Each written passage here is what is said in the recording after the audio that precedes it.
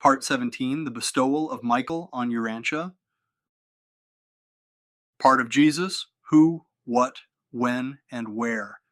Chapter 17, The Life of Jesus series, Episode 1, Paper 120. Welcome to another episode of our Urantia Book study series.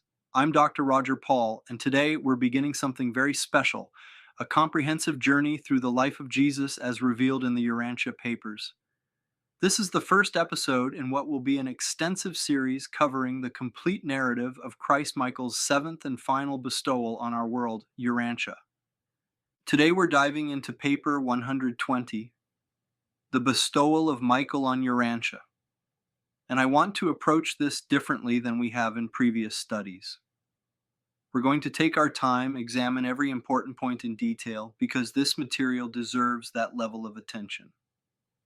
Let me begin with a prayer. Father, thank you for bringing us together through this medium. Thank you for the opportunity to explore this new series on the life of Christ. We pray it will bless everyone who listens. We thank you for your revelation and ask that you watch over each person who hears this message and bless their lives through understanding your nature more fully. We give you praise in your Son, Michael, Jesus of Nazareth. Amen. Now, let's establish who's speaking to us in this paper. We have two distinct voices, and it's important to understand this from the beginning. The first voice is a Melchizedek who serves as the director of the Revelatory Commission. Think about this. He's the head of the commission responsible for revealing all of this information to us as part of the fifth epical revelation. This Melchizedek was assigned by Gabriel himself to supervise the restatement of Michael's life when he lived on Urantia in mortal flesh.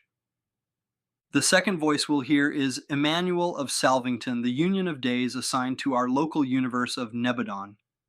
Emmanuel represents the Paradise Trinity in our local universe and serves as the personal representative of the Universal Father to the court of the Creator Son.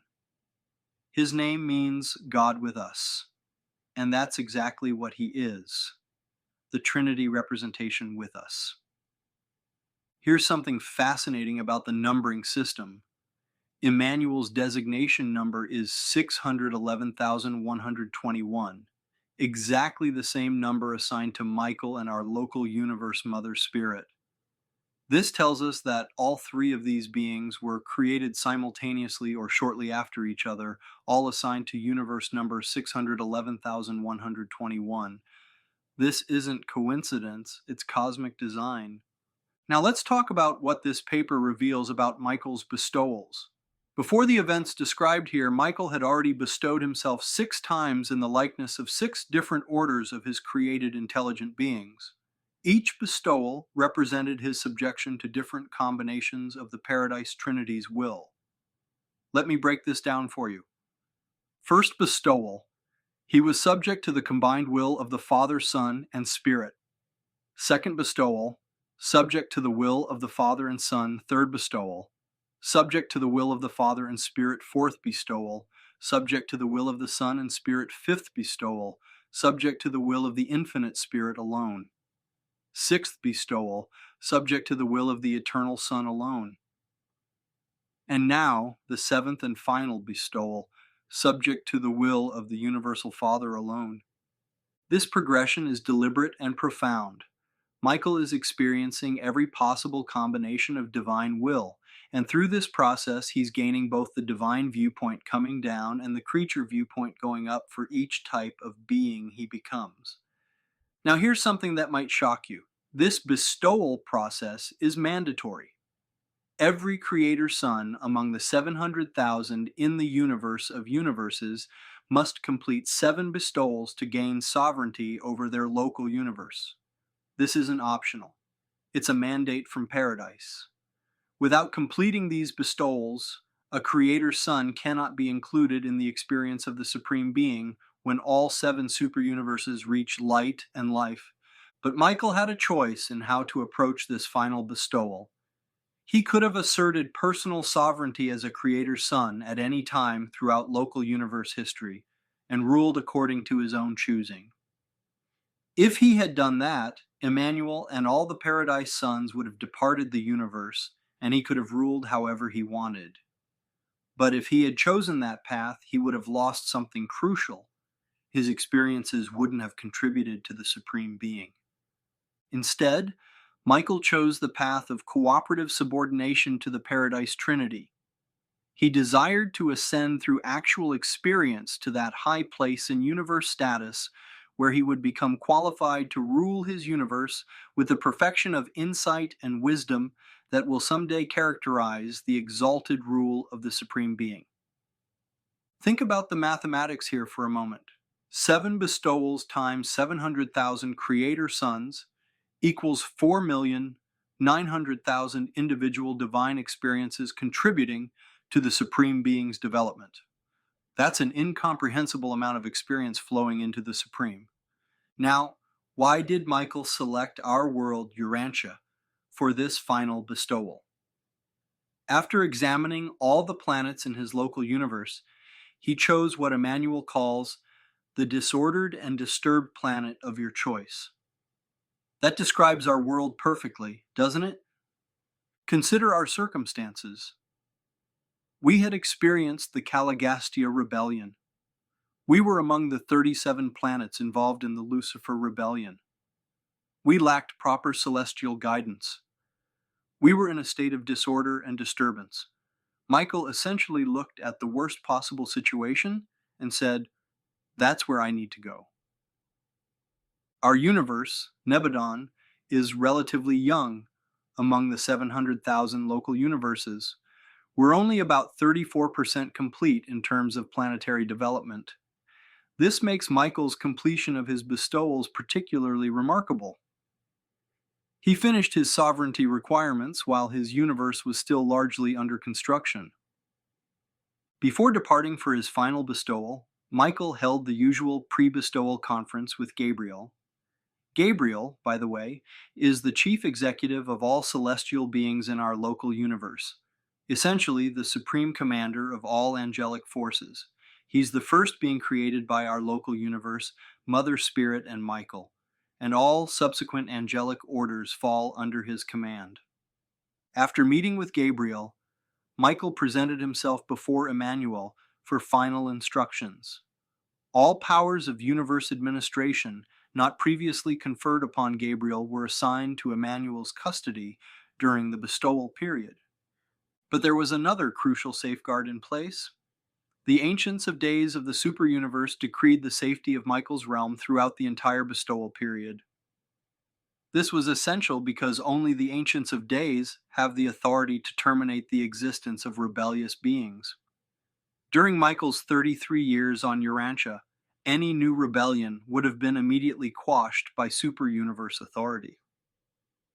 Now, let me read you Emmanuel's instruction to Michael because this captures the unprecedented nature of this final bestowal.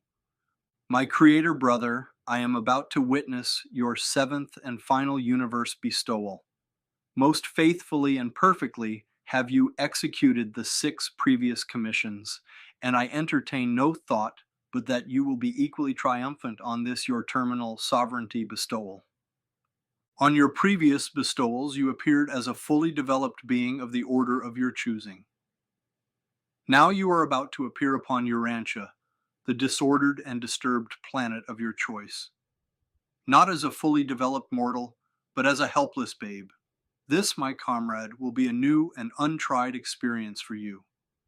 You are about to pay the full price of bestowal and to experience the complete enlightenment of the incarnation of a creator in the likeness of a creature.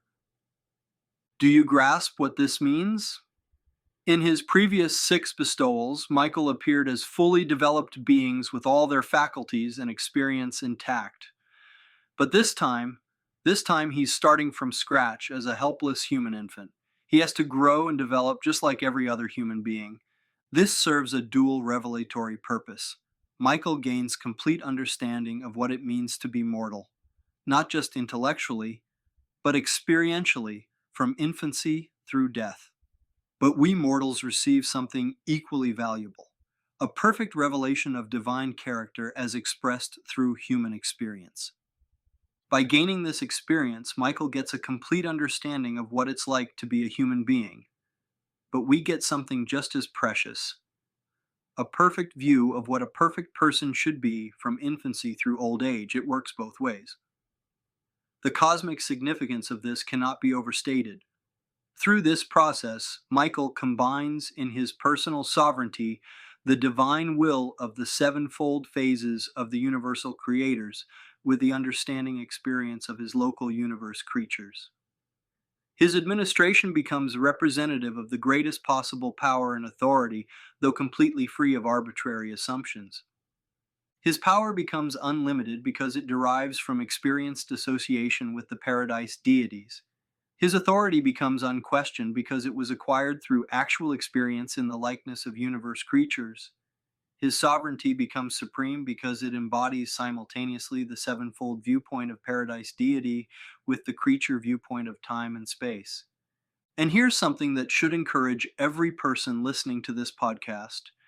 Even if individual mortals choose not to survive and continue their eternal journey, their experiences still contribute to the Supreme's development.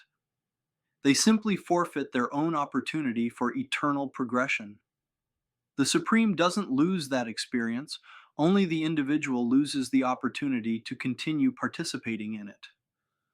So, for anyone struggling with their faith or their commitment to spiritual growth, understand this: don't cheat yourself out of going to paradise. Don't cheat yourself out of the eternal adventure. The universe doesn't lose your experience if you quit. You just lose the opportunity to continue having it. The papers we'll be studying in this series will show us exactly how this revelation unfolded in the life of Jesus of Nazareth.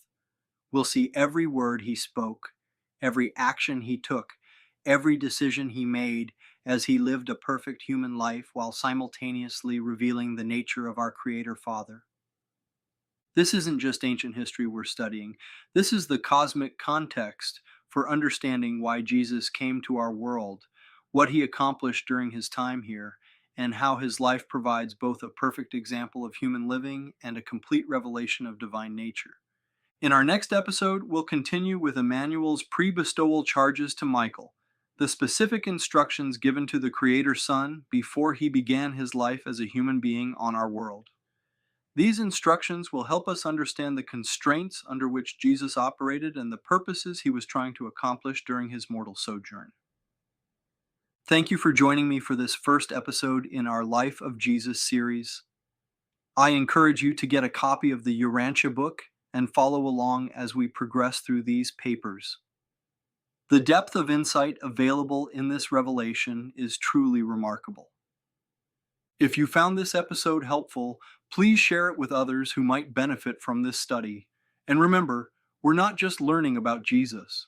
We're learning about our own potential as ascending mortals in the universe. I'm Dr. Roger Paul, and I'll see you in the next episode as we continue our journey through the life of Christ Michael on Urantia.